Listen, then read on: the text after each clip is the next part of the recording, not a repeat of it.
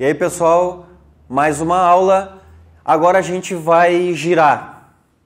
A aula de hoje é movimento também, é uma parte da cinemática, só que é o movimento circular, certo? Então, movimento circular está na nossa vida aí o tempo inteiro, né? Então esse é apenas um dos exemplos aí de movimentos circulares. No nosso caso, né, que é o que aparece pra gente normalmente aí em vestibulares, Enem e tal, é o movimento circular uniforme, que é a diferençazinha, né, para qualquer tipo de movimento circular, quer dizer a velocidade constante, nós vamos falar nisso daqui a pouco, velocidade em módulo constante. Então vamos lá.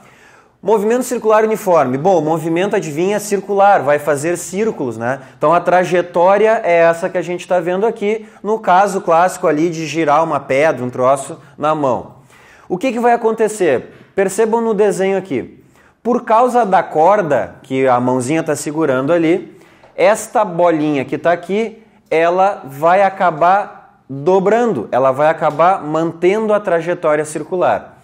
Vejam que isso já é a primeira coisa importante da aula, que é perceber esta velocidade, que nós vamos chamar daqui a pouco de tangencial ou linear, porque se arrebenta a corda aqui nesse instante, esta bolinha, vocês não vão imaginar que ela vai continuar descrevendo a trajetória porque ela foi acostumada a isso. Ela vai seguir na tangente da trajetória. Então, é mais ou menos também a situação. Tu tá andando de carro, por exemplo, e tu tá fazendo uma curva para a esquerda. Se por algum problema perde a aderência com a estrada, tu vai acabar, obviamente, não conseguindo fazer a curva e tu vai na tangente da trajetória. Tranquilo? Mas existe esta força que é feita ali através da cordinha que, vamos pensar assim, ó, a cada instante vai dar um puxãozinho na bolinha para essa bolinha do desenho ali manter essa trajetória sempre circular. Tranquilo? Como nós vamos fazer coisas periódicas, ou seja, no caso a gente vai fazer ciclos, voltas, revoluções ou sinônimos disso, frequência é uma grandeza importantíssima para nós. O que é frequência?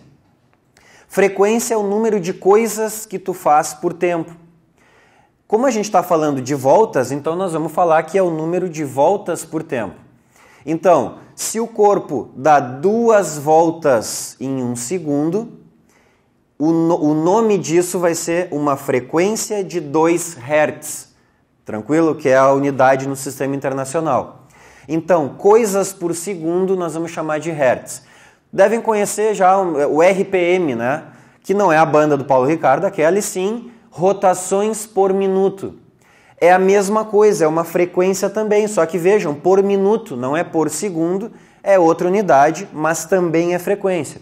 Então, frequência é número de voltas por tempo, e aí tem o período, que é o inverso. É o tempo que tu leva para dar uma volta. Tranquilo? Então tu vai correr lá num circuito, tu vai tentar fazer o menor tempo por volta. É o menor período, se é um tempo é em segundos também, tal, vai aparecer também, mas a nossa referência para ficar mais fácil acaba sendo aqui a frequência. O que determina a velocidade linear? Quando tu vai fazer uma curva, quanto mais por fora for a curva, quanto mais longe do centro do eixo desse movimento circular for a curva, maior vai ser a velocidade que tu vai adquirir. Tranquilo? Nós vamos ter uma aula próxima especificamente analisando esse tipo de coisa. Ou seja, 2π porque a gente está falando de ciclos, de voltas. E aí nós não vamos falar em grau, né? Eu percorri tantos graus, nós vamos falar em radianos. Por isso aparece esse 2π ali. Quanto maior o raio da trajetória, maior a velocidade e quanto maior a frequência também. Se tu quer uma pedrinha amarrada aqui, né? Tu tá girando a pedrinha, tu quer jogar essa pedrinha para longe. Tu vai procurar fazer o quê? Ou girar mais rápido para jogar ela mais longe, ou dar um jeito de pegar uma cordinha maior. Tranquilo? Para girar e ela adquirir mais velocidade para tu poder jogar. O que a gente precisa, o principal da aula é isso aqui. Essa é uma nova velocidade, vamos dizer assim, que surgiu para o nosso estudo agora, que é a velocidade angular. O nome está dizendo. Angular significa qual foi o ângulo percorrido num determinado tempo. Se tu percorre mais ângulo por tempo, a tua velocidade angular é maior. Semelhante à velocidade linear, aquela que a gente já conhecia, que era a distância. Quanto maior a distância que tu percorre num tempo, melhor, maior, né, é a velocidade. Então aqui é a mesma coisa. Vejam que, tu pode determinar uma reta, né, que vai do centro da trajetória até o ponto onde está o objeto, lá, enfim, e isso determina qual o ângulo que tu percorreu num determinado tempo.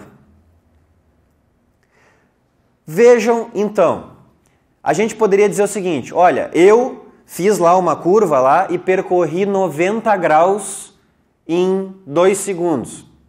O Thiago, que está ali me olhando e avisando que a aula chegou na metade, ele fez os mesmos 90 graus, só que ele levou 1 segundo. Ele percorreu o mesmo ângulo que eu, só que em menos tempo. A velocidade angular dele é maior. 2 observações. A primeira é que nós vamos falar 90 graus. Nós vamos falar isso em π radianos, né? Então, 90 vai ser π sobre 2, né? Lembra? Uma volta inteira, 360 graus, 2π radianos. Meia volta, π radianos. 90 graus, π sobre 2 radianos e assim por diante. Segunda coisa, se eu disser para vocês o seguinte, olha, eu comecei a dar voltas num circuito lá com uma frequência de 1 volta por segundo, sei lá. Aí eu digo para vocês o seguinte, eu comecei a andar mais rápido e aí eu comecei a dar 2 voltas por segundo. Qual foi a diferença de uma para outra? No primeiro caso, eu estava 1 volta por segundo, eu estava, portanto, completando 2π radianos a cada segundo. Tranquilo? E quando eu aumentei a velocidade, eu comecei a dar 2 voltas por segundo. Eu comecei a andar 2π mais 2π radianos a cada segundo. Portanto, 4π radianos a cada segundo. Tranquilo? 2 voltas. Então, no primeiro caso, a minha velocidade angular foi de 2π radianos a cada segundo. O que eu fiz no fundo? Eu multipliquei 2π pela minha frequência, que era de 1 Hz. Quando eu aumentei a velocidade e eu passei para 2 Hz, qual era a minha velocidade? 2π vezes 2, 4π radianos a cada segundo. Tranquilo? Então isso é intuitivo nosso. Se é o ângulo que eu percorri por tempo, quanto maior for a frequência, quanto, portanto, mais rápido eu girar, mais rápido vai ser a minha maior vai ser a minha velocidade angular. Tranquilo? Porque eu vou percorrer mais ângulo por tempo. Então essa aqui, não é a definição de velocidade angular. A definição é essa.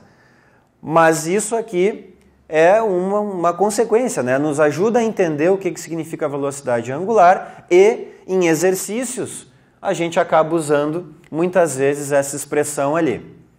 Tranquilo? O que é a aceleração centrípeta? Vejam só. Vou precisar de um giz. Muito obrigado. A aceleração centrípeta está associada à mudança de trajetória. Até agora os movimentos eram retilíneos, agora é um movimento circular. Eu peguei um pedaço aqui do movimento circular.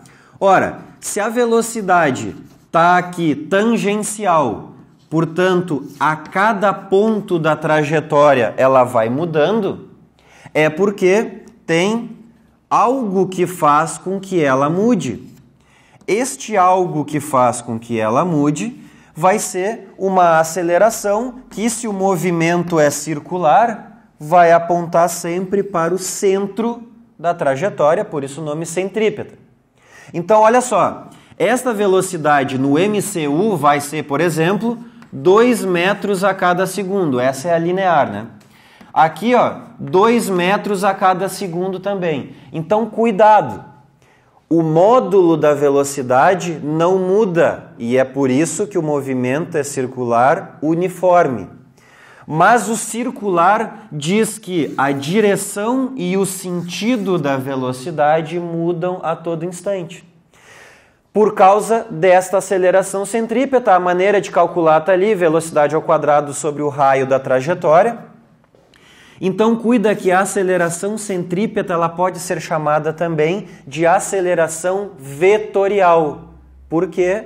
Porque ela serve para mudar o vetor velocidade.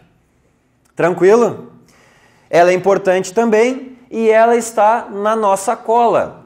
Porque vejam, a gente tem a aceleração tangencial ou linear, que é aquela das aulas passadas, a aceleração, que a gente não dava o sobrenome dela. Ela é a tangencial linear, porque ela vai variar apenas o módulo da velocidade. No MCU, ela existe? Não, porque a velocidade linear mantém o seu módulo. Se é 2, como no exemplo que eu coloquei, é sempre 2.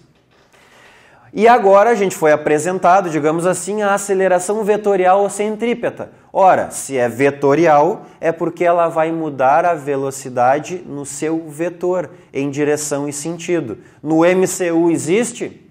É só ela que existe. Tranquilo? Então lembra, ó. Se tem aceleração tangencial, eu estou falando de um movimento retilíneo uniformemente variado. Era aquela que a gente conhecia antes. Se existe uma aceleração vetorial ou centrípeta, é porque eu não tenho mais um movimento retilíneo, eu estou variando o módulo da velocidade.